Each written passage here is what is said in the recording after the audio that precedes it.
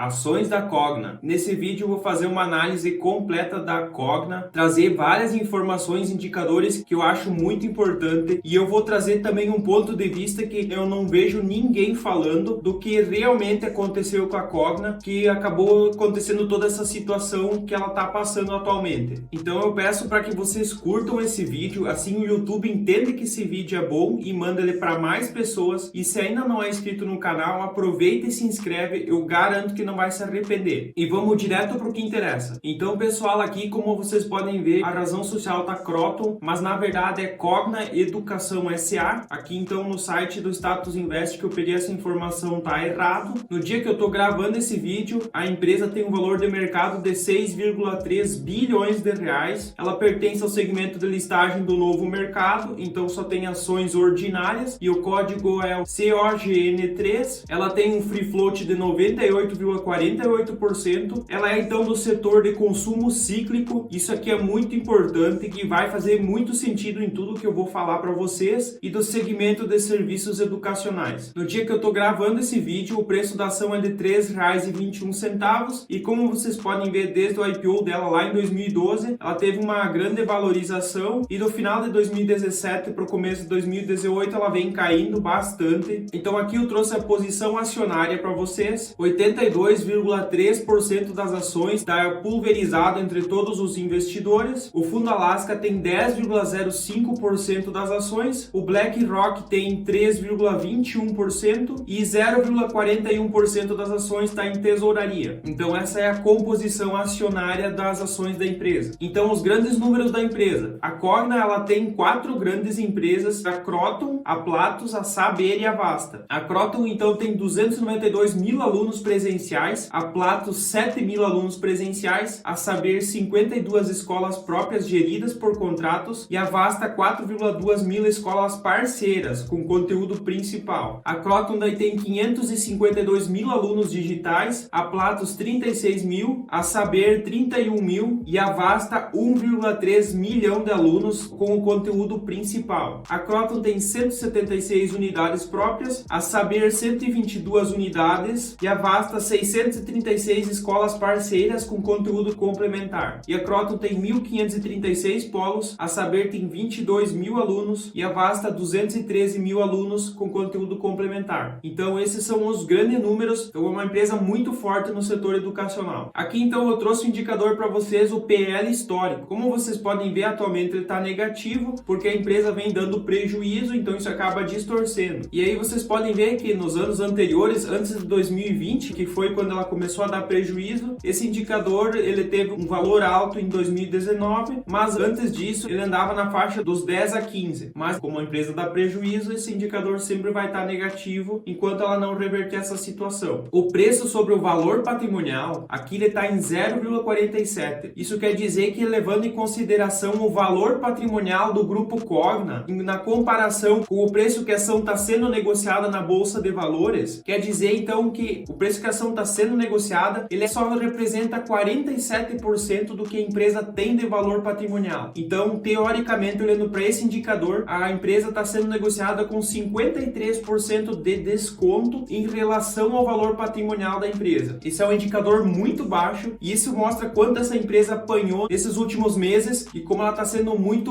mal avaliada pelo mercado. Aqui então a dívida líquida sobre o patrimônio líquido. Atualmente esse indicador está em 0,48 e mais um indicador importante é a liquidez corrente. Esse indicador ele precisa ser maior do que 1 para que a empresa tenha disponíveis o suficiente para pagar todas as dívidas de curto prazo. E como vocês podem ver, atualmente ele está em 1,89. Então a empresa tem mais do que o suficiente para pagar as dívidas de curto prazo e a média desse indicador é 2,37. O ROI então também está negativo aqui, justamente porque eu falei, a empresa deu prejuízo em 2020 e está dando atualmente, então isso deixa o indicador negativo e fica muito ruim de trazer uma avaliação. E ela tinha um ROI até bem interessante, ficando até acima de 10%, o que é um ROI muito bom. Então se a empresa conseguir se reestruturar e voltar a ter essa rentabilidade, é uma rentabilidade bem interessante. E o dividend yield então, atualmente ele está em 0, como a empresa desde 2020 ela vem dando prejuízo, não tem como ela distribuir nada de lucro. Antes disso ela era uma pagadora de dividendos até bem interessante, a média dela é de 3,6%. Claro que em 2014 ela pagou um dividend yield muito alto e nos outros anos ele não era tão alto, então dá para levar em consideração aqui em torno de 3% de dividend yield que ela consegue pagar em tempos mais normais, digamos assim. Mas não tem como saber como vai ser daqui para diante. Provavelmente vão ser anos que ela não vai pagar dividendo. Aqui então eu trouxe a DRE da Cogna. Como vocês podem ver, a receita líquida da Cogna, o lucro líquido, todos eles vinham crescendo a cada ano até o ano de 2017, quando ela atingiu todos os recordes de receita, de lucro líquido, e a partir desse momento a receita continuou aumentando um pouco, mas o lucro líquido começou a cair. Em 2019 ele caiu bem mais, mesmo com a receita aumentando, e aí em 2020 a receita caiu bastante e a empresa deixou de dar lucro e deu um prejuízo gigantesco, que foi de mais de 5 bilhões de reais. Então o que vocês podem ver aqui que a empresa ela estava indo bem até o ano de 2018, quando ela começou a desandar. Aqui eu trouxe algumas informações da empresa. Então os resultados operacionais. A receita líquida ela caiu 5% agora nesse segundo trimestre de 2021, na comparação com o segundo trimestre de 2020. O EBITDA recorrente e a margem EBITDA cresceu 173% nesse segundo trimestre de 2021 contra o segundo trimestre de 2020. Então isso mostra que a receita vem sofrendo ainda. A empresa tem problemas com a receita, mas ela conseguiu melhorar os seus custos, as suas despesas, e ela está conseguindo então gerar mais caixa do que ela estava gerando no segundo trimestre do ano passado. E o lucro líquido ajustado no segundo trimestre de 2020 ele foi menos 140 milhões, agora foi de menos 20 milhões. Então mostrando que a empresa está melhorando, ainda está dando prejuízo, mas ela já está evoluindo nesses quesitos e nesses indicadores. E aqui então a empresa diz que a receita líquida ela foi impactada pela mudança de mix e consequente redução na receita, porque eles diminuíram e descontinuaram alguns produtos que eles ofereciam. Ela foi parcialmente compensada pelo crescimento da receita do segmento digital na Kroton, além do crescimento da receita na Vasta, que é uma das melhores empresas dentro desse grupo. Também a melhora na adimplência da Kroton, com maior participação de alunos no segmento digital. Como a empresa conseguiu receber mais, ela tinha muita inadimplência, ela conseguiu transformar muito em alunos do EAD, então ela conseguiu melhorar esses números e isso melhorou os resultados da empresa. Então aqui os resultados operacionais eles demonstram que a reestruturação da Kroton ela é saudável e continuará gerando valor. A geração de caixa operacional ela foi positiva nesse primeiro semestre de 2021 comparando com o primeiro semestre de 2020, foi um crescimento então de 8,4% no EBITDA recorrente e na margem EBITDA. Já a geração de caixa operacional depois dos investimentos, que é o pós-capex, ela teve um crescimento bem relevante. No primeiro semestre de 2020 foi de menos 2 milhões e atualmente agora no primeiro semestre de 2021 foi de mais 197 milhões. Então a companhia ela melhorou a sua conversão em caixa, convertendo 28% do EBITDA em caixa no primeiro semestre de 2021. Então isso mostra que a empresa, apesar de todas as dificuldades, ela está conseguindo melhorar o seu negócio. E aqui então a alavancagem, o endividamento. Então a empresa atualmente está com uma relação dívida líquida sobre EBITDA de 2,13 e ela está abaixo do limite estabelecido pelo Covenants de 3 vezes. O que seria isso? Basicamente a empresa ela conseguiu reestruturar e alongar essa dívida que ela tinha. Muita dívida que venceria agora, ela conseguiu renegociar para alongar essas dívidas e pagar alguns anos mais adiante. Então isso ajuda na saúde financeira da empresa, já que ela vinha sofrendo com caixa. E é muito importante esse indicador ficar abaixo de 3, porque o acordo é que a empresa mantenha esse endividamento abaixo de 3 e aí os credores não vão cobrar essa dívida antes. Mas se esse indicador ficar acima de 3, os credores eles têm um acordo e eles podem cobrar antecipadamente essa renegociação que a empresa fez. E aqui então a empresa tinha no passivo de curto prazo de 1 bilhão 250 milhões que ia vencer agora em agosto de 2021. Então a empresa teve que fazer uma captação para conseguir recursos para pagar essa dívida e para também fazer uma rolagem. E foi exatamente o que ela fez. E ela conseguiu captar em torno de 1 bilhão de reais em debêntures para poder ajudar a quitar essa dívida, para que ela não tivesse dificuldades ainda maiores. E ela também conseguiu 500 milhões pela Vasta e rolou um montante de 220 milhões de dívida. Então esses 220 milhões foram renegociados e esse montante ele vai ser pago nos próximos anos, a partir de 2022. 2023. Então, toda essa dívida agora de curto prazo, a empresa conseguiu pagar o que ela não renegociou. E como pode ver aqui, ó, as 3 operações ela visam um aumento do duration, ou seja, o prazo de vencimento dessa dívida, que foi de 19 meses para 26 meses. Então, um pouco mais de 2 anos, exatamente como eu falei. E isso aqui é muito importante para uma empresa que está sofrendo para gerar caixa e está com dificuldades financeiras. E esse indicador, então, atualmente de 2,13, até é bem saudável para uma empresa desse setor. Aqui vocês podem ver, então, o endividamento. A empresa está com uma posição de caixa de 3,7 bilhões. A dívida líquida da empresa é de 3 bilhões. A empresa tem, então, 6,5 bilhões em empréstimos e financiamentos e mais 244 milhões em contas a pagar, o que dá a dívida bruta de 6,7 bilhões, o que dá, então, a dívida líquida de 3 bilhões. E aí o cronograma de amortização da dívida. Isso aqui mostra, então, como a empresa está bem agora estruturada, está muito saudável, olhando o endividamento. Ela só precisa voltar a dar lucro, que ela vai tranquilamente conseguir pagar todo esse endividamento. Ela tem, então, atualmente disponível os 3,7 bilhões. Em um ano ela tem 1,2 bilhões para pagar de dívida. Em 2 anos ela tem 2,4 bilhões. Em 3 anos ela tem mais 2,6 bilhões. E depois de 4 anos ou mais, 123 milhões de reais. Então a empresa aqui tem praticamente 2 anos de caixa que ela consegue sustentar e pagar essa dívida que ela tem. Mas é claro que durante esse tempo ela precisa gerar caixa, justamente porque esse tipo de empresa de consumo cíclico, ele precisa constantemente de capital para poder crescer e se manter. Ela depende de voltar a dar lucro e gerar caixa para manter essa saúde financeira. Mas esses números aqui já são muito animadores e na comparação com os resultados que a empresa vinha dando e dos problemas que ela estava enfrentando, agora já está muito melhor com essa renegociação. Então a alavancagem está sob controle e caminhando para um ponto de inflexão. Então os destaques: a receita líquida no segundo trimestre caiu 5%, o EBITDA recorrente então cresceu 173%, e aí a geração de caixa operacional depois do investimento do CAPEX,